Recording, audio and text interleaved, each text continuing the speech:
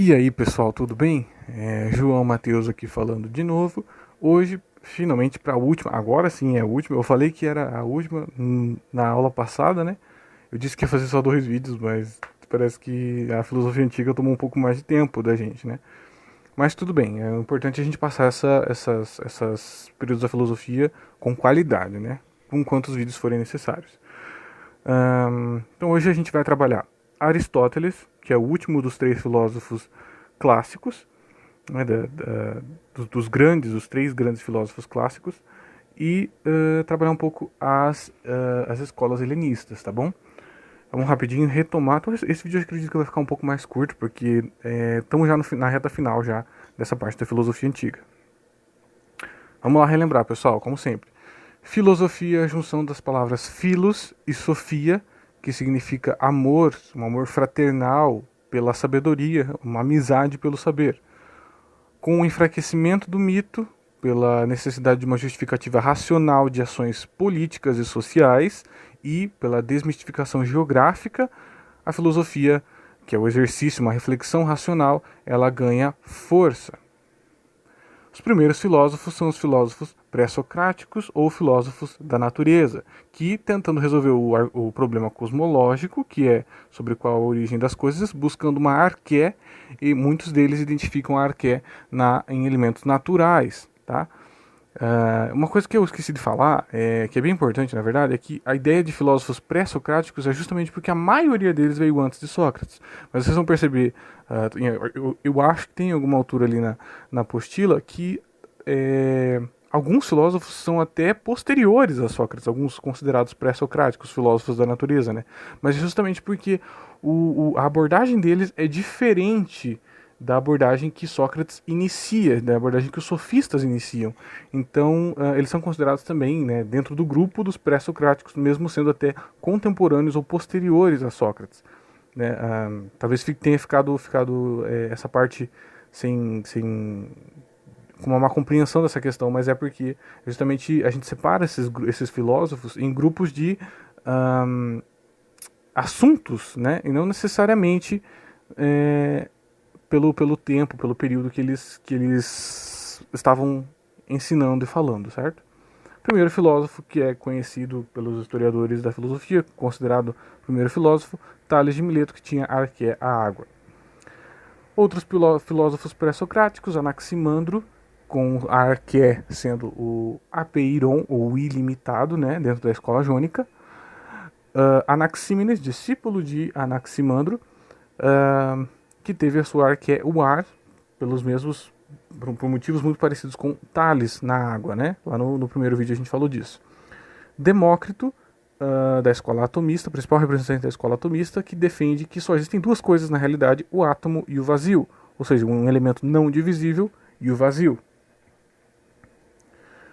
Heráclito e Parmênides é a nossa primeira treta filosófica que nós analisamos.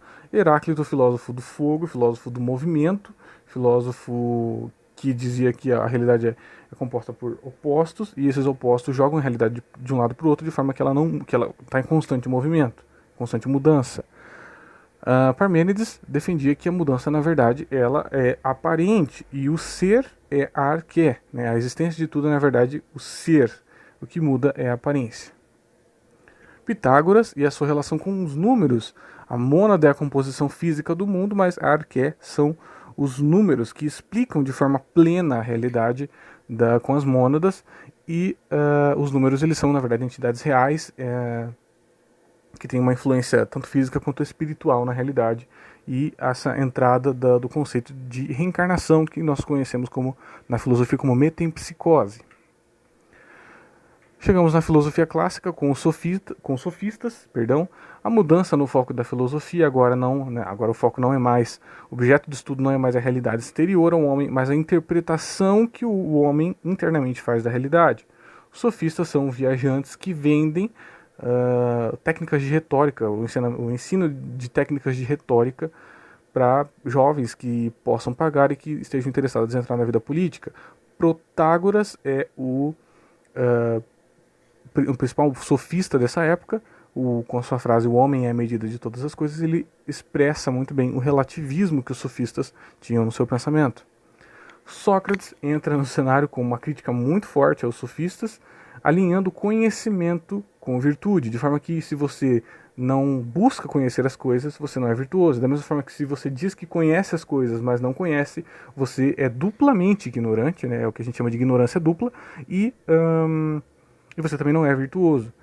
E para investigar essa questão da virtude, do conhecimento dos homens, Sócrates desenvolve uma dialética própria, que envolve ironia e maiêutica. Na primeira parte, ele se faz desentendido, pede para o seu adversário falar, e na segunda parte, a maiêutica, ele constrói um conhecimento em forma de diálogo, partindo também da sua ignorância. E aí isso exprime aquela famosa frase de Sócrates: "só sei que nada sei". Platão retorna para a teoria de Heráclito e de Parmênides, tentando conciliar com a teoria das ideias, dizendo que o mundo sensível é na verdade uma cópia do mundo das ideias, e que esse mundo é imperfeito, é mutável, é finito, enquanto o mundo das ideias é eterno e perfeito. Ele usa a alegoria da caverna para exemplificar essa teoria dele, e entra na questão da reminiscência, que é a ideia de que quando você conhece algo no mundo sensível, você na verdade está lembrando das suas vidas passadas e da sua passagem pelo mundo das ideias. E agora nós chegamos em Aristóteles, o último grande filósofo que nós vamos trabalhar.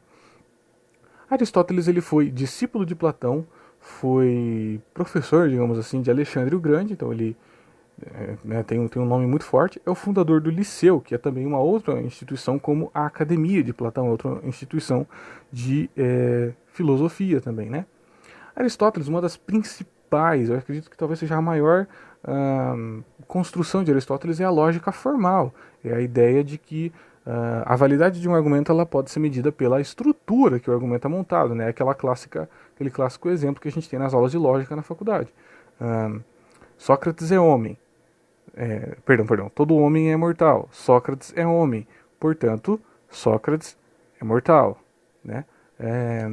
Essa forma como um argumento é montado pode dizer se um argumento é válido ou não, certo? Só Aristóteles ele vai rejeitar a teoria de seu mestre, a teoria das ideias, justamente porque ele vai entender que a ideia de um objeto ele está justamente no próprio objeto, está no mundo sensível. E aí ele vai desenvolver uma teoria que também é conhecida como a teoria da essência e substância. Como assim? Bom, Aristóteles ele vai dizer que a gente desenvolve a ideia de algo a partir da experiência sensível que nós temos. Como assim? Um exemplo bem fácil para vocês. Vamos supor que eu tenha 4 gatos, certo? Um gato branco, um gato preto, um gato branco molhado de preto e um gato preto molhado de branco, certo? Eu vou analisar esses gatos e eu vou perceber que eles não são iguais. Um é branco, outro é preto, um outro é preto molhado de branco, outro é branco molhado de preto. Eles não são o mesmo gato e não são iguais. Porém, observando esses gatos, eu consigo perceber que eles têm muitas semelhanças, e essas semelhanças elas são as mesmas em todos os gatos, inclusive em outros gatos que eu percebi. Por exemplo, todos os gatos têm 4 patas, todos os gatos têm um rabo, todos os gatos têm bigodes, todos os gatos têm uma orelha meio pontudinha, assim, né? E essas ideias, eu vou juntando essas observações que eu faço dos gatos ao meu redor, e eu junto tudo isso e percebo que eu monto uma ideia de gato a partir da experiência sensível que eu tenho. Então o mundo das ideias em Aristóteles, digamos assim, é muito mais no sentido do raciocínio. O mundo das ideias, na verdade, uma abstração que eu tenho a partir da experiência sensível. E essa ideia de essência e substância, na verdade, justamente essas atribuições. A essência de um gato são essas características que todos os gatos têm em comum. 4 patas, bigode, orelha pontuda, uma cauda, né? Os pelos, alguns gatos não têm pelo, mas acredito que naturalmente os gatos têm pelo, não tenho certeza, mas enfim. Então a essência do gato é justamente essa, o que é em comum em todos os gatos. Já a substância é aquilo que diferencia um gato de outro. Quando você tem a noção de que existe uma ideia de gato, mas você entende que existem diferenças entre um gato e outro, o que não faz com que um gato deixe de ser gato ou que um gato seja menos gato do que outro gato, entende? Então a substância seria justamente a cor do pelo, seria justamente, eu não sei, talvez alguma ocorrência do gato estar sem uma das patas, ou ter o bigode cortado, alguma coisa assim, sabe? Mas você consegue identificar que são gatos. Nisso, Aristóteles ele traz uma ideia extremamente empírica do mundo das ideias e da relação essência e substância. Ele é uma das bases do empirismo que a gente vai ver mais para frente. Né? É justamente que uma ideia ela só surge a partir da minha experiência sensível, da experiência que eu tenho com o mundo físico, certo? Aristóteles também desenvolve um conceito muito importante que cai bastante em vestibular, que é a ética do meio termo. São essas duas questões que caem bastante de Aristóteles, a teoria da essência e substância e a ética aristotélica, que é a ética conhecida como a ética do meio termo, que é justamente a ideia de que o equilíbrio entre os conceitos é o melhor caminho para a felicidade. Aristóteles percebe que as ações do homem são sempre em busca da felicidade. A felicidade é um bem em si. Você não busca a felicidade visando um bem maior. Às vezes a gente busca, por exemplo, até coisas que não são tão agradáveis, como uma cirurgia, visando um bem maior, que é a felicidade. Mas ninguém busca algo maior do que a felicidade. A felicidade é o fim de todas as nossas ações, para Aristóteles, né? E o melhor caminho para alcançar a felicidade é o equilíbrio, o meio termo, certo? Essa é a ideia da ética em Aristóteles. Então, o equilíbrio, ser equilibrado nas coisas é ser ético. O exemplo que a apostila traz é da coragem, né? A coragem é o meio termo entre a covardia e a temeridade, vou fugir a palavra que é, a temeridade, que é a imprudência, na verdade, né? Então Aristóteles vai dizer que o virtuoso é aquele que é equilibrado, que vive no meio termo entre as suas paixões, que não peca, que não erra nem pelo excesso e nem pela falta de algo, certo? Se tiver alguma dúvida em Aristóteles, pessoal, podem mandar um e-mail, tá lá no primeiro slide, tá? joão.mateusdoct@gmail.com, tá? E agora a gente vai finalizar com as escolas helenistas. A gente não vai se prender muito, porque eles geralmente não são alvo de vestibulares e Enem, tá bom? Mas é bom a gente falar deles também. Bom, aqui temos o principal representante de cada escola e um breve resumo das ideias dessa escola. Começando com o cinismo. Diógenes de Sinope, ele não foi o fundador dessa escola.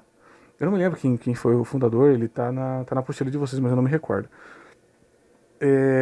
O Diógenes ele defendia, e a escola do cinismo, né, defendia a ideia de que o ser humano ele encontra felicidade em uma vida natural, uma vida segundo a natureza. Ou seja, se despojando de convenções sociais, se despojando de riqueza, se despojando de luxos, né? O Diógenes ele faz até uma forma de protesto disso, vivendo em um barril, vivendo somente com o básico, não, né, vivendo do que as pessoas davam né, vivendo como um mendigo, mas um pensador, né, um pensador muito influente na época. O cinismo ele revolta com muita força na filosofia contemporânea. Mais tarde a gente fala sobre essas influências do cinismo sobre a filosofia contemporânea. O ceticismo, o Pirro, na verdade, ele foi o fundador do ceticismo clássico, né? E o ceticismo ele defende que simplesmente não é possível conhecer a verdade em absoluta e nem estabelecer um discurso verdadeiro em uma disputa de opiniões. Ou seja, se eu tenho mais de uma opinião com relação ao mesmo assunto, eu posso perfeitamente argumentar e sempre colocar um argumento melhor para qualquer um dos lados. Então, não é possível conhecer uma verdade absoluta se é que ela existe. Os céticos, eles não estão, os ceticistas, eles não estão preocupados em descobrir se existe uma verdade absoluta, porque eles consideram que se ela existe, ela não é acessível, certo? O epicurismo, ele é fundado também por Epicuro, e é uma filosofia extremamente que visa extremamente o equilíbrio entre os prazeres. Ele entende que o prazer na vida humana é de acordo com a natureza, certo? E o desprazer ou a dor, né, o sofrimento é contra a natureza humana. Então, o ser humano ele sempre está voltado a buscar o prazer. Só que a felicidade, a virtude, ela está em manter o equilíbrio entre esses prazeres e fazer e considerar, ponderar sobre esses prazeres se esses prazeres não vão trazer prejuízo. Um exemplo disso é, por exemplo, sei lá, ficar bêbado, sabe?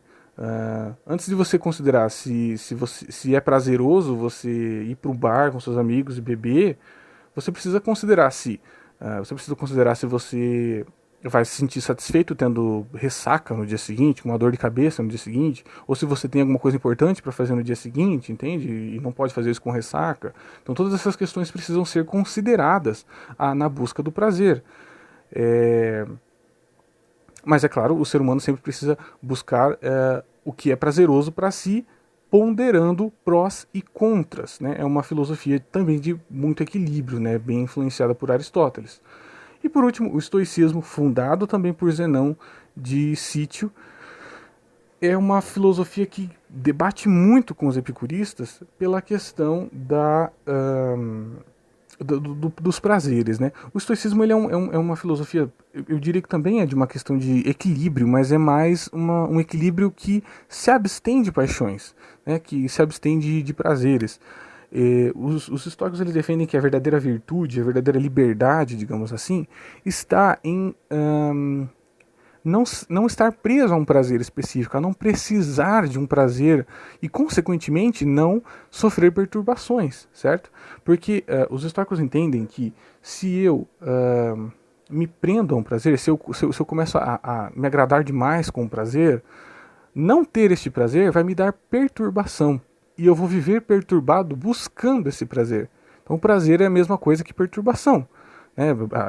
O prazer gera perturbação porque a ausência do prazer me causa perturbação.